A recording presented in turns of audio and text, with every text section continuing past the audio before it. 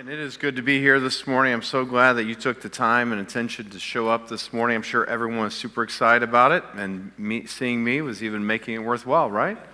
No? All right. So we are going to talk about a subject today that frankly is one that I know is helpful to every single person in this room, but it is challenging to me personally.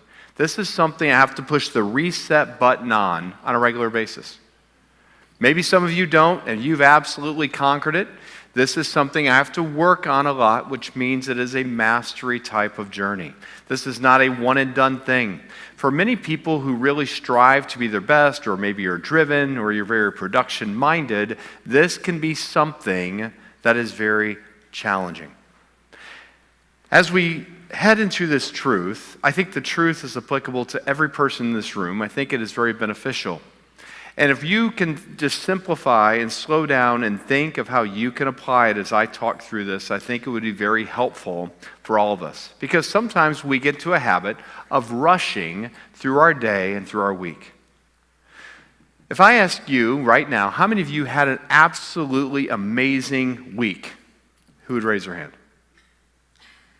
Okay, a couple of you. Excellent. How many of that meant that your family was out of town, you were home by yourself? That's what made it an amazing week. Okay. There's all sorts of things that we look at, but you know what? Sometimes we get into this pattern, and today was just another day. This week was just another week. This month is just another month. If I ask you, what are you really looking forward to today? Some of you would say something 2 months off, 3 months off. This holiday, this trip, this event. And I'm all for that. I think you should. But not at the expense of missing today. Not at the expense of enduring today.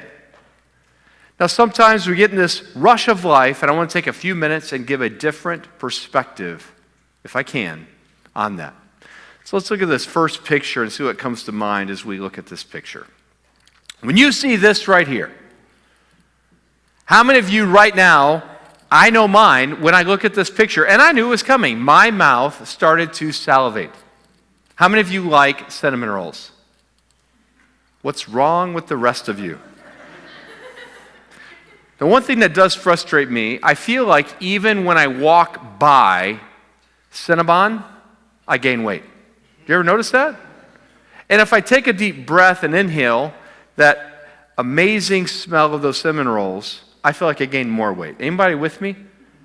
Now, if I go in and buy it and then I get extra frosting, that does not help. How many people like extra frosting on Cinnabon? You know what, some of you right now, you're judging me. You're just jealous. How many people get 2 extra frostings? Anybody just living on the edge? Okay. When you see this, you can almost smell it, taste it, and some of you have this like silly grin on your face. Like you're thinking about it. Why? Because this is something you enjoy. Okay? Maybe this is not your cup of tea. Let's see what the next picture is. How many of you, when I put this picture on the screen, you think this? Okay? So if you can have this. Now, how many of you, when you see this on the screen, you can smell that amazing kind of that cooking of the meat? You can almost hear that sizzle. The compound butter on the top, you can see it melting. You know it's going to be juicy, and it is a perfectly cooked steak. How many of you think, yeah, that would make it a good day? I agree. And you see this and you think, well, if I had that, that would make it an enjoyable day. Okay? Maybe you think of a destination. Just a few weeks ago, my wife and I took all of our adult children, if they have families, their families, and we all met and went to a destination. We like the mountains, we like hiking, we like nature, we like all those type of things. And we went and had a big adventure, and we enjoyed it. So when we looked forward to it, this is what we thought, for us, was a good destination. We like this type of place. And if you said, well, if I were there today, I would enjoy it. When I see this, I can almost feel the stillness. maybe hear some of nature, maybe even hear that rush of running water, I get excited. And you think, well, if I had that cinnamon roll for breakfast, if I had that steak for lunch, if I knew I was in this location right here, man, that would make it a good day. How people think that would be amazing. But instead, what happens is we look at our life as the next picture on the screen. This is what we see. You're like, now back to reality. Some of you are back to school, right? This is what you see. Back to reality. And you know what? This is what it can feel like to some people every Monday morning. Back to the grind. Back to work. Some of you feel this is how you view your family, your life. This is how you view aspects. And you wonder why you would skip days, weeks, months. Some people would skip whole seasons of their life. Talked to a man who has 9-year-old twin boys, trying to help him, and he lives in another state, business guy. And he says, I just can't wait till my kids are grown and out of the house. Now, I tried to challenge him on that. He wants to skip an entire season with his children. Now, I have a hard time comprehending that. We love that our kids are adults, we love supporting them, we love the direction they're heading and what they're achieving. But we also loved when they were home at 9 years of age. We loved all of it. And sometimes we miss this part of life. So, how many of us are going to savor and enjoy today? Because the word I want to focus on is that one right there. Savor. When I say savor, I want to ask you, savor means to slow down and intentionally enjoy something. If you had that cinnamon roll, if you had that steak, if you had that mountain view, you would probably slow down and intentionally say, this is good. That makes us enjoy it. It's not rushing. It's intentionally savoring. You do not have to answer. I want you to think in your mind, how many of you had a moment in the past 7 days that you think, I truly savored that moment? How many would say, I know what it was? It could be a small moment. It could be a day. But you intentionally savored. Now, I had the advantage of knowing I was going to speak on this. So I know that's an advantage. But this week, watching when our 2 grandchildren got to our house, and both of them, with huge smiles, were rushing to my wife, they call her Yaya, and saying, Yaya, up, up. Both of them saying up, and she's trying to hold both of them. And they're so ecstatic to see her. And I watched her face. She's ecstatic that they are so just loving and attracted to her. I could savor that. My little grandson this week, he was talking about a cowboy throwing a rope, so I thought about the Lone Ranger. Have you ever heard of the Lone Ranger? For some reason, all 3 of our boys, at some point when they were really little, liked the Lone Ranger. He's just turned 3. So I realized I have the Lone Ranger white cowboy hat put away, so I went and got that. When he came, I said, hey, Drew. And I got that white cowboy hat, and I'm wearing it. I had no idea. I just happened to voice Lone Ranger. There was an entire channel dedicated to that 1950 series of the Lone Ranger. Anybody know that but me? I had no idea. I was like shocked. This is actually on. It was on. He was just intrigued. Watch this. You know how much fun it was for me to watch him enjoy that? What have you savored this week? I know you don't feel guilty. If you didn't this past week or month, why don't we the next day, week, month? Now, some of you are wondering, is this even in Scripture? Boy, I hope it's not, because this is really challenging. I'm with you. So I went on a little bit of a journey to say, is this even in Scripture? Do I need to do this? A verse that we're going to look at is type of verse that I almost feel like it's that mom part of you. You know the moms that say, you're going to do this and you will enjoy it. You ever heard that type of tone from your mom before? Some of you are married to someone, your wife pulls that out to the kids. You're like, whoa, okay. You ever had that? Or like when you take a family picture, everyone smile now. Have you ever had that before? In the picture, everyone's kind of looking like this, like it's amazing. You post it on social. This is that type of verse. So let's look at it. Psalm 118:24 says this. This is the day the Lord has made. Okay? Today, who made today? The Lord. What are we supposed to do? He made the day. We are supposed to what? Rejoice. That is an intentional, we're going to bring joy back, rejoice, and be glad in it. We are supposed to rejoice, push that reset button of rejoicing, and be glad in it. How many of us, that defines our past 7 days? But how many of us it could define our next 7? How about today? How about you take it a day at a time? How about tomorrow? Talked to another man this week, and you would say he's very monetarily successful, and you would say, man, he's got world conquered. And you know what he says? He gets such extreme anxiety every single Sunday. He shuts everybody out because he is so terrified of going to work on Monday. This guy has enough money, he could retire today. He is my age, retire today. You would think, man, he has nothing to worry about, and yet he struggles and cannot savor. So you may think, well, if I had that, no, that's not true. It is our job and it's our perspective that allows us to savor. I don't know your life situation, but I do know it is possible for each of us to slow down, rejoice, and be glad in today. The weather today is absolutely unbelievable. Savor it. The feeling of this church, camaraderie, companionship, savor it. Our health, savor it. Do you know when I got out of bed this morning, I had no pain and could just get out of bed easily? Do you know I had all my faculties about me? Do you know I could choose if I did or didn't want to eat and what I get to eat? You know I have a wife that's absolutely beautiful, 32 years that I've been with her.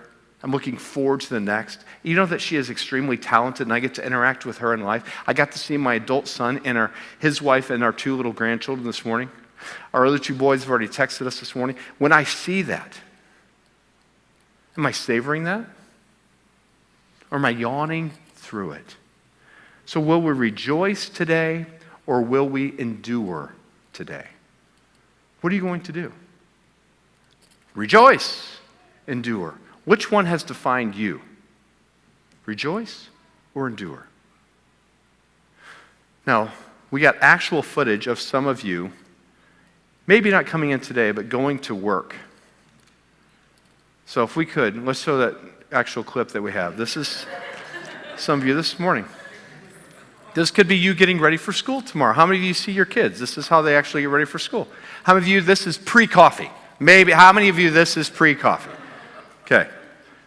This is it. How many of you, this is relatable? If there's someone in the room but not you that is relatable about, why don't you point at them right now? All right. This is what we're doing. Is this savoring? No. Because our lives should convince the people around us to follow Christ through the joy of serving Him. If you could show that, please. Our lives should convince others to follow Christ through our joy of serving Him. Do you know what's my responsibility today? And keep in mind, responsibility, how I respond to life is my ability. It's in my control. My responsibility to show other people that I'm different so they too want to follow the Lord. What are they seeing in you at home, at work, at school?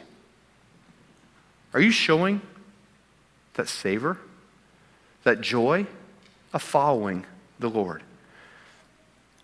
Just a few years ago, our family did a workout on a July 4th morning, and we came home, me and my 3 boys came home, my wife did too. She said, I'm going to go grill. She went out and started grilling, which is a great thing. She was a really good cook, worked forward to it. I remember going in and turning on the TV, and there was a eating competition, I believe at Coney Island, between Joey Chestnut and Kobayashi. Has anybody ever heard of those people or seen this before? I had never seen it. I had heard of Joey Chestnut, Kobayashi, and I know that they have this long, on-standing battle of who can win, back and forth. So I said, hey guys, let's watch this. I've heard about it, haven't seen it. We were watching this. I don't know if you've ever watched this, but if you have not, it's definitely an experience. They get all these hot dogs and buns in front of them. They get a big jug of water, pitcher of water right here. They say go, they grab the whole hot dog, shove it down in this water, pull it up, and just shove it in their mouth as fast as they can. As they're shoving and doing the one, they do it. Sometimes they're shoving more than one whole hot dog. And by the way, I looked it up. The hot dogs that they use and the hot dog buns that they use are very high quality. People pay a lot of money to use. Hey, use our product, because they want to say we are in that competition. So this is high quality stuff. We watched as Joey Chestnut won that. He ate something like 64 hot dogs or something in a very short amount of time. It was unbelievable. My wife, at the end of it, she's like, hey, dinner's ready. We're like, She's like, what is wrong? And I'm trying to rewind it. She's like, why are you watching that? Because it's on. But that picture, if you could show Joey Chestnut, this is Joey Chestnut. This is him dominating the competition. This is him winning. Joey Chestnut is fairly well known for this, competitive eating. And here's what you think. Here's what I can think. I'm going to be a competitive life person. I'm just going to force feed life, and I'm going to win at life, and I'm going to shove that hot dog in and shove it in my mouth. I'm going to shove that work week in, shove it in my mouth. I'm going to shove this in and work more and more to accumulate more and more, and I'm just force feeding very high quality stuff into my life. Force feeding. How fast can I do it? Oh, my neighbor got that. Oh, my coworker got this. Oh, my brother or sister, my family member got this. I've got to keep up, and you're force feeding life, and you're just going through life through the motions. And this is what you look like. But you think, well, I want to be Joey Chestnut. And I want to dominate, win, and win all these money prizes and trophies and medals. I'm going to win at life. That's how we can live. There's a verse in Proverbs we're going to show. Proverbs says, you go to it, a person who is full refuses honey. Okay, honey, maybe you like it, but it represents the very delectable desserts, amazing, enjoyable things. If you're full, I've had enough. Refuse honey. Have you ever eaten so much you don't want anything else? You literally don't want anything else? I've only done this one time in my life. The first time that I went to Texas and tried Western-style brisket. Years ago. I remember the very first time. I'm eating at this restaurant in Texas. This absolutely is embarrassing to tell. I ate, and literally, I've never had this before or since, I could not breathe. I ate so much I could barely breathe. I thought I was dying, but in a very good way. I'm like, God, take me to heaven now. Brisket was unbelievable. I ate so much, I was so full. If you would have put the best dessert in front of me in the world, I could not have eaten it.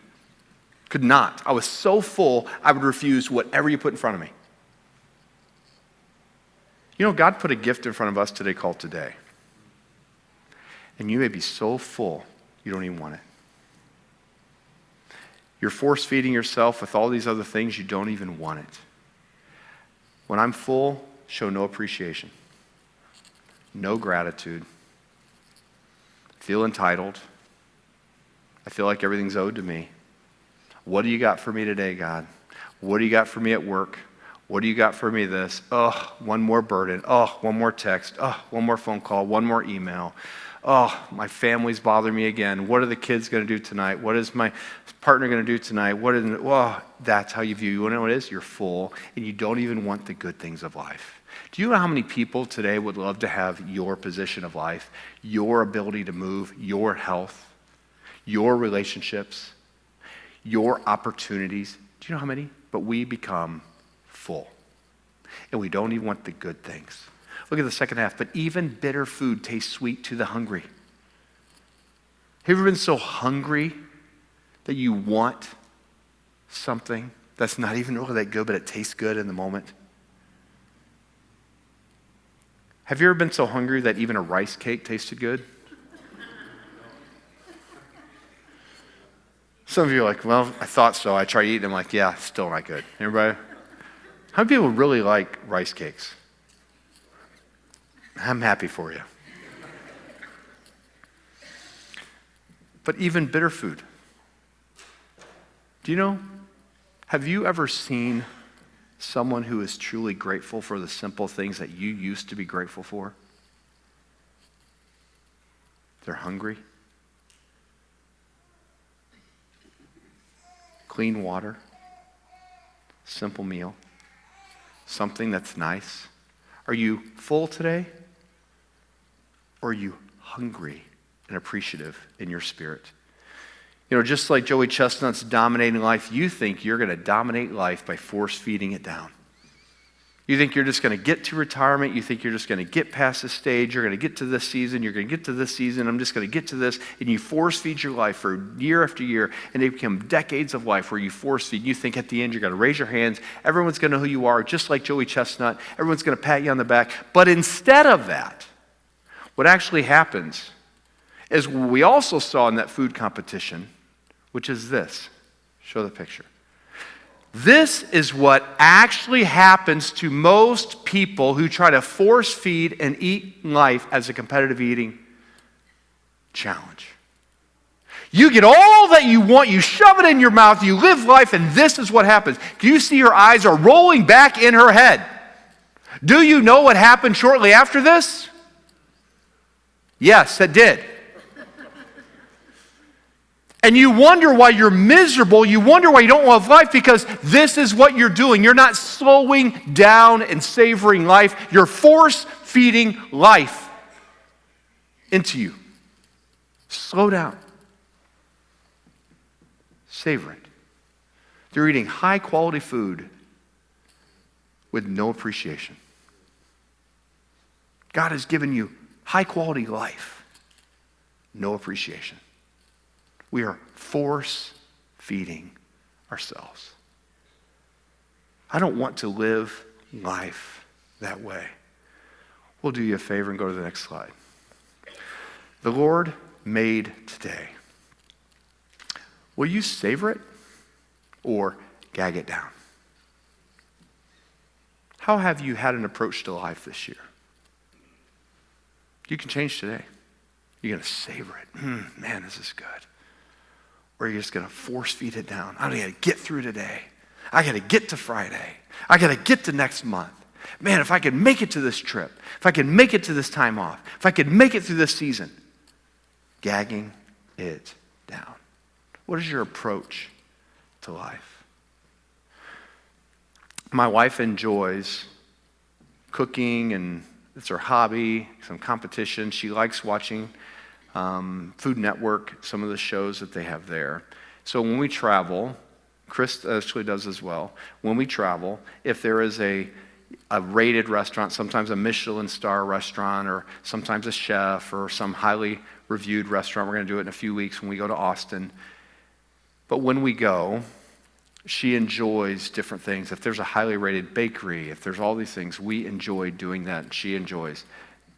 But one of the first times we did that, a few years ago, we were in Washington, D.C. with our family, and there was a place, a bakery there, who had won some big competition on the Food Network.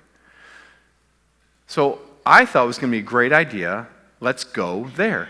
My wife, she was so excited, went over there. Now, I thought it was just going to be some little pleasant thing. You walk into a bakery, choose what you want. She's going to be happy, which makes me happy. We get over there. The line is not just out the door. The line is down the block. When I saw the line was, again, not out the door, I mean literally down the block. Do you think I was excited? Was I savoring that in that moment? Like, no. But I'm sitting there thinking, hey, We came this way. We're going to do it. We got in line. It was a long line. We stood there and we keep going. Finally, we get in. My wife feeling all this pressure. I've got to know exactly what I want. I've got to hurry. I'm like, hey, we waited that long line. You know what? 2 more minutes ain't going to kill anyone in this line. Take your time. Savor this moment. She's up there. She's feeling this pressure. Do I get this one or this one? I get it in both. You know how long we waited? But it's $20 a cupcake. Oh. Go ahead and put a picture up. So we got some things like this. Do you think we got this big box or two and we walk out the door? Do you think that we open it up and I said, guys, me and my 3 boys went, let's time us. How fast can we eat these things? Come on, go. Do you think that's what we did? No. My wife took it. She got a knife and she's cutting them all into pieces. Let's try this kind now. What do you think? Tastes good. Whoa, right? What about this one? A little better. Ooh, I like this one. Which one would you get again? Dear God, are we getting back in that line again? But what did we do when we actually got it? Savored it. Telling myself, last year we were in Austin, Texas, which Austin is a great food town, by the way. They have at least 4 Michelin-starred barbecue restaurants, Western barbecue, which is a sign there is heaven on earth. But we were there, and they had a place that's not fancy, but the brisket is unbelievable. So we wanted to go. Pete and I wanted to go. We waited in line 2.5 hours to get the brisket. And if you don't know Austin in summertime, it's a little warm. Was it worth it?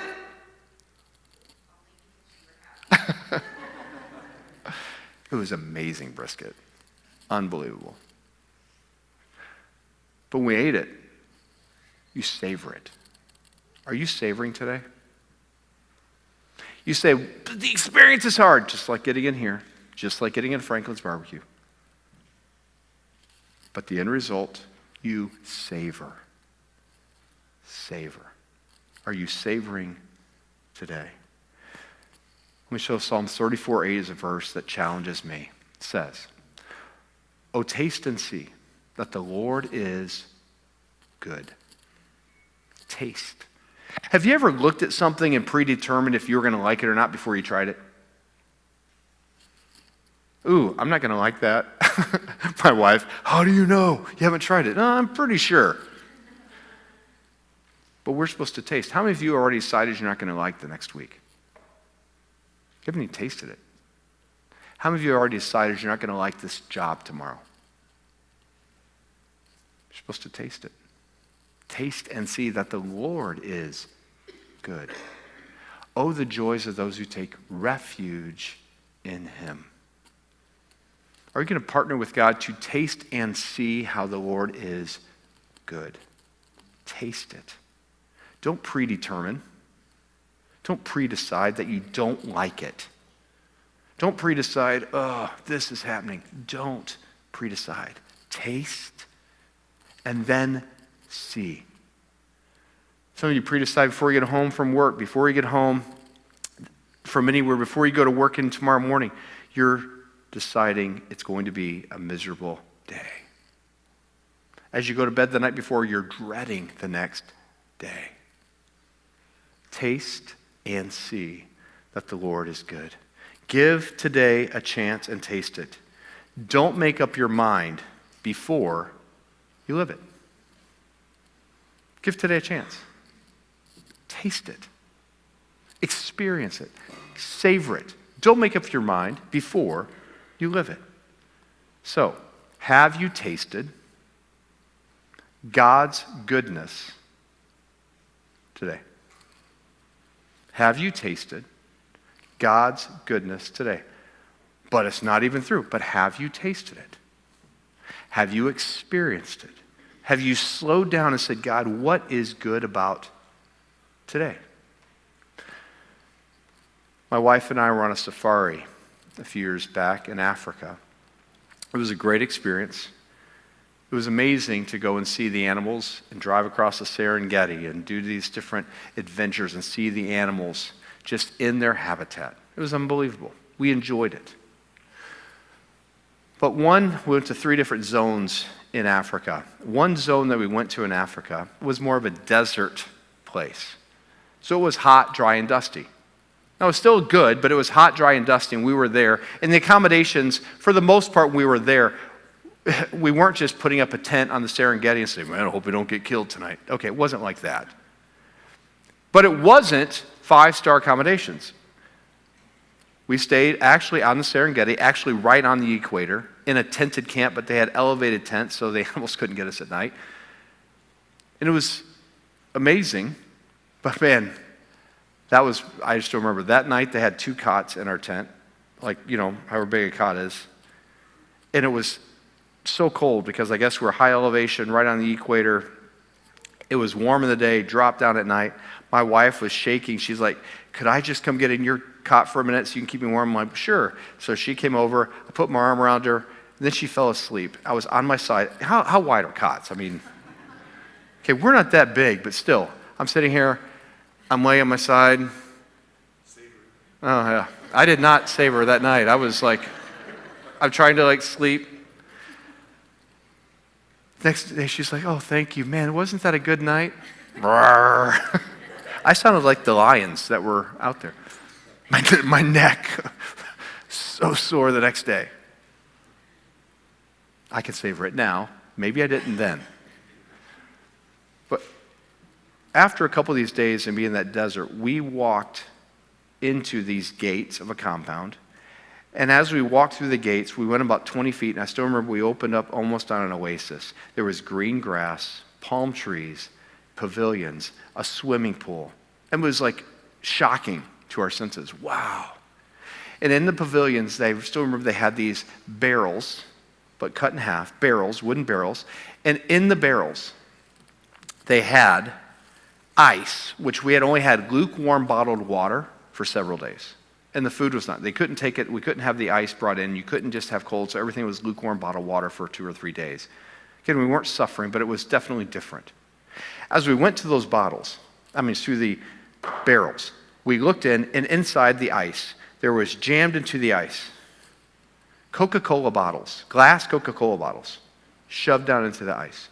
Now, we do not drink Coca-Cola much here. But there was no way you were stopping us from drinking Coca-Cola that day there. And I remember we each grabbed one, we opened it, and do you think we said, who can drink it the fastest, go? It probably took us 20 minutes to drink that glass bottle of Coke. And you know what we talked about the entire time we were drinking it? Wow, this is so good. Man, do you think Coke's just better in Africa? Do they just make it different in Africa? This is so good. Man, is yours good? Yeah, mine's really good. I don't think it's this good in the U.S. Do you? No, I don't think it's this good in the U.S. either. Is it colder here too? Yeah, it's colder. It tastes better. Is it different? No. Why were we taking 20 minutes to drink a glass bottle of Coke that was cold in Africa? And then talking about how amazing it was? Because the Coke was different? No. Our perspective was different. And that is what it is for our life. How is your perspective? You can blame your life, but just like Coke wasn't different, my perspective was different. Is your perspective one where you can savor? Are you slowly savoring your life? Or are you trying to force feed and take off week-long chunks at a time? Because I know for me, I'm a driven, production-minded person. I want to just force feed and get more done. I want to just tackle and solve problems. And if I'm not careful, I can jump ahead and miss the moments that will matter the most to me. If you said, look back on the last 20 years, do I think back of the days I force-fed myself, or do I think of the days where I slowed down and savored it? Savor. Are you going to savor this week? Are you going to savor tomorrow? How is your outlook today? What is it like? Is your perspective one where you think everything's terrible? A day like today, a beautiful day, years ago, my guess is my two older boys were 6 and 4, and they were playing either Army or Cowboys. I don't remember which one, but it's something with guns.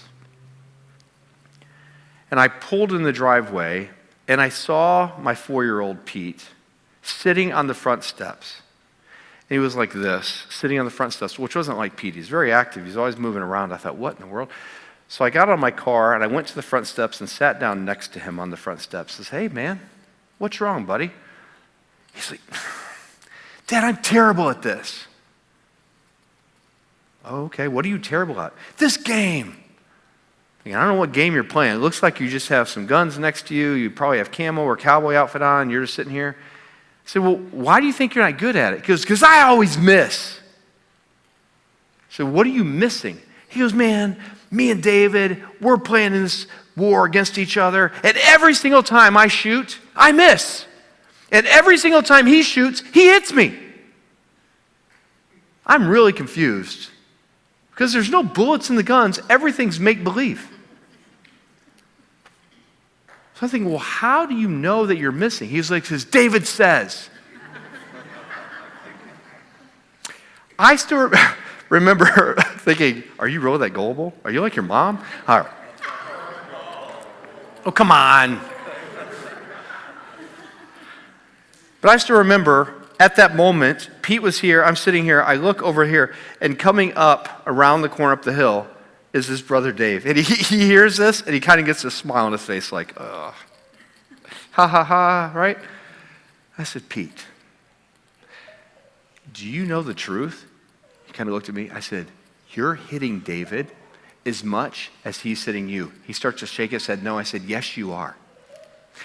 You're as good a shot as he is. He's just saying that you miss him and lying to you. So I remember Pete was like, Pete gets this fire determination. He's like, bam, David, I got you. So David's looking at me and I'm like, so David's like, oh, he falls down. So Pete is so re-energized. Do you know that can be me and you sometimes? You feel defeated. You feel discouraged. You feel like life is beating you down. And you sit there and say how bad you are at life. And you're pouting and sitting on the sidelines with your head in your hands. And the Lord can come along and say, why aren't you savoring today? Why aren't you enjoying your life? And you're like, because I'm terrible at it. Do you know who's telling you you're terrible at it? It's not the Lord. It's the lie of the devil. You're not terrible at it. You can conquer life. What does Romans 8 say? We are more than conquerors through him that loved us. You can absolutely conquer life today. You can absolutely savor this week. You do not have to let it defeat you. You do not have to let it beat you down. You don't have to let it make you feel overwhelmed. You don't have to let it make you so full of anxiety you can't conquer it. Beat it. Overcome it. Now, as I told Pete that, of course, the next problem is that they're both shooting each other at the same time, and they're both dying, and so you get up faster. But I want you to attack this week. I want you to start realizing the power that's inside of you. I want you to start saying, you know what, I'm going to slow down and savor. If I ask you intentionally to pick something this week you're going to change your perspective on and what you're going to savor, what would it be? Is it your health? Is it your life situation? If you're married, is it your partner? If you have children, is it your parenting? If your children are older, is it how you can support them as adults? If it's in your community, how you can be a better neighbor? Is it at work tomorrow? We can go in and say, you know what? I'm going to shine a light of the Lord living in me to make people want what I have. My wife is a really good cook. at least 2 times this week, I remember saying several times we were eating, this is unbelievable. This is amazing. What you just cooked is phenomenal. And it's true. And it is. And it was. But all I did was slow down and be intentional about savoring it. Don't force feed life. Savor life. Don't make it a eating competition, a living competition. Savor it. Show the next verse if you can. Psalm 118:24, we looked at it. This is a day the Lord has made. Okay? Tomorrow is the day. This next week is the day, the week the Lord has made. We will rejoice, push that button intentionally, and be glad in it. We will savor it. I want all of us to be intentional about savoring. You know, I looked up all of these studies on if we live this way, what are some of the benefits? Do you know that there are mental and emotional and social and health benefits to savoring? You'll become happier. You know, you spread more optimism. You know, as you spread more optimism, you actually lower your blood pressure and you actually create lower stress levels inside you. Your cortisol levels actually decrease. And do you know that you actually start becoming an attractant to other people, which makes you feel more confident?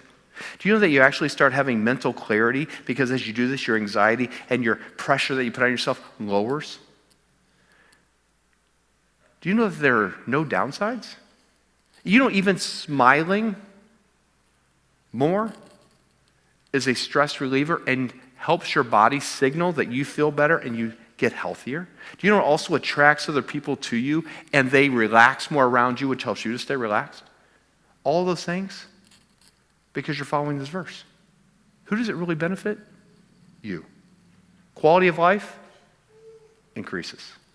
Simply because we choose to savor. How will you savor today?